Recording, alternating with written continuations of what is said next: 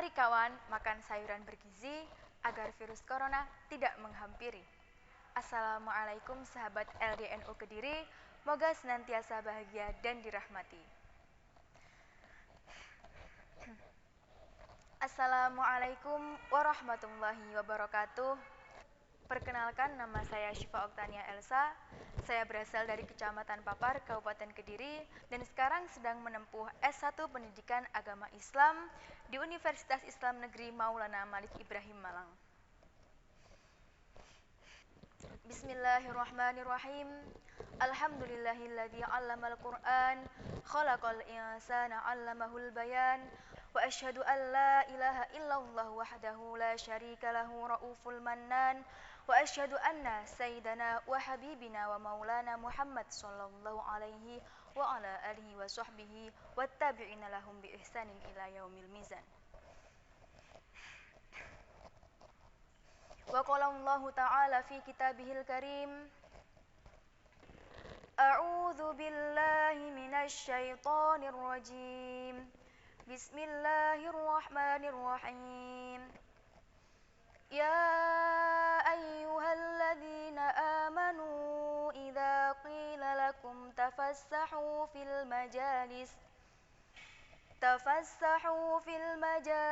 fafsahu yafsahillahu lakum wa idza qila shuzu fanshuzu yarfa'illahu alladhina amanu minkum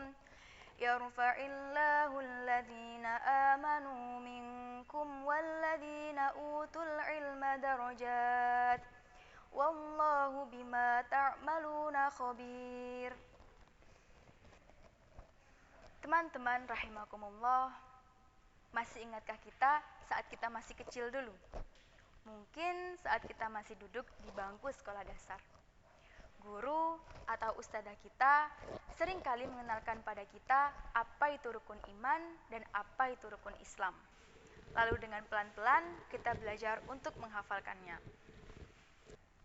Namun sejauh ini pertanyaannya, apakah sebagai seorang muslim kita cukup untuk menghafalkan rukun iman dan rukun Islamnya saja? Teman-teman rahimakumullah, al-iman huwa bisidqi bil jinan wa qawli bil lisan wal amala bil arkan.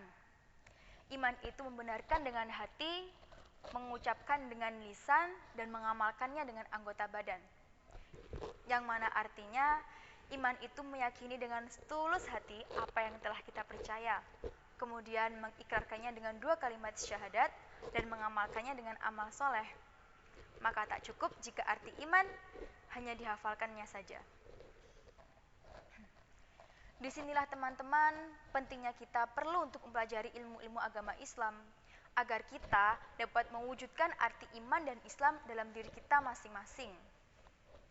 Karena pada dasarnya kita ini adalah seorang hamba dan wujud kehambaan kita kepada Allah Subhanahu wa taala adalah dengan beribadah. Tapi dalam beribadah, seorang muslim pun juga harus mengetahui dasar ilmu yang akan dilakukan agar amal ibadah kita sesuai dengan tuntunan syariat. Dalam kitab Az-Zubat dikatakan, wa kullu man bi ghairi ilmin ya'malu a'maluhu mardudatun wa la tuqbal. Setiap orang yang melakukan amal ibadah tanpa mengetahui ilmunya, maka amal itu tertolak atau tidak diterima. Oh ya, memangnya sebagai seorang muslim, ilmu apa aja yang perlu dipelajari? Teman-teman rahimakumullah, ada seorang tokoh ulama. Beliau berasal dari Jombang. Beliau merupakan muassis Nahdlatul Ulama. Ya, sebut saja Hadratus Syekh Kiai Haji Hasyim Asy'ari. Dalam kitab karangannya Adabul Alim wal Muta'alim, beliau menyebutkan 4 jenis ilmu yang harus dipelajari oleh seorang santri, terlebih oleh seorang muslim. Yang pertama yakni ilmu tauhid, ilmu tentang ketuhanan, dengan keyakinan bahwasanya Allah itu qadim, Allah itu maujud, Allah itu kekal dan tak akan berkurang sedikit pun kesempurnaannya. Yang kedua yakni ilmu mengetahui sifat-sifat Allah. Seperti yang kita tahu, terdapat 20 sifat-sifat Allah dalam syair yang sering kita dengarkan. Allah wujud qidam baqa mukhalafatuhu lil hawadithi qiyamuhu binafsihi wahdaniyah qudrah iradah ilmun ayah sama' basar kalam qadiran muridan aliman hayan sami'an basiran mutakaliman. Yang ketiga yakni ilmu fikih. Seperti kita tahu, fikih itu artinya kehidupan, maka ilmu fikih adalah ilmu yang mempelajari tentang kehidupan. Ilmu fikih ini pun merupakan sarana kita untuk mendekatkan diri kepada Allah. Di ilmu fikih ini, seorang muslim akan mempelajari ilmu sholat, puasa, zakat, haji, dan bahkan masih banyak yang lainnya. Yang keempat yakni ilmu tasawuf. Ilmu tasawuf adalah ilmu yang mempelajari tentang tingkatan, makom, kedudukan, dan juga tata cara mengelola tipu daya nafsu. Begitulah Yai Hashim Asy'ari merinci 4 jenis ilmu yang harus dipelajari oleh seorang muslim. Sebagaimana ilmu tersebut digamblangkan oleh Imam Al-Ghazali dalam kitabnya yakni Bidayatul Bidayah. Teman-teman rahimakumullah, dalam mempelajari ilmu-ilmu tersebut pun seorang muslim perlu untuk belajar kepada seorang yang lebih berilmu, seperti ustadz, yai, atau bahkan ulama, yang mana beliau-beliau ini memiliki sanad keilmuan yang sampai pada Rasulullah SAW. Kemudahan media sosial saat ini merupakan kemajuan zaman yang patut kita syukuri. Karena dengan kemudahan ini, kita dapat belajar berbagai ilmu pengetahuan, salah satunya belajar ilmu agama. Tapi perlu diingat bahwasanya kita juga harus tetap selektif kepada siapa kita berguru, agar ilmu yang kita dapatkan dapat dipertanggungjawabkan. Seperti dalam Al-Quran, Bismillahirrahmanirrahim. Ya ayyuhalladzina amanu taqullaha wabtaghu ilaihil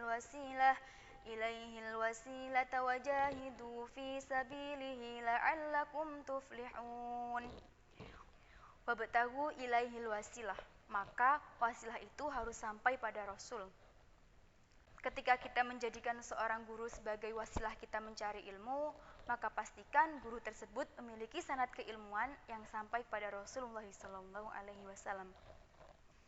Teman-teman rahimakumullah, Rasulullah SAW sebagai panutan kita telah memberikan pengantar kepada kita bahwasanya beragama itu meliputi sosial, politik, ekonomi, muamalah, dan masih banyak yang lainnya. Maka tak salah jika agama Islam adalah agama yang komprehensif, luas, dan tak ada celah sedikit pun. Karena yang menganugerahkan agama ini adalah Zat yang maha sempurna. Oleh karena itu, sebagai seorang muslim sejati, kita harus salih likuli zaman wa makan, yakni tepat di setiap era, kondisi, juga situasi. Maka tak salah jika seorang muslim sejati dapat disebut sebagai the right man in the right place, yakni orang yang ditempatkan dimanapun akan selalu tepat. Begitulah teman-teman, kurang lebihnya saya mohon maaf. Wabillahi taufiq wal hidayah, waridho wal inayah. Wassalamualaikum warahmatullahi wabarakatuh.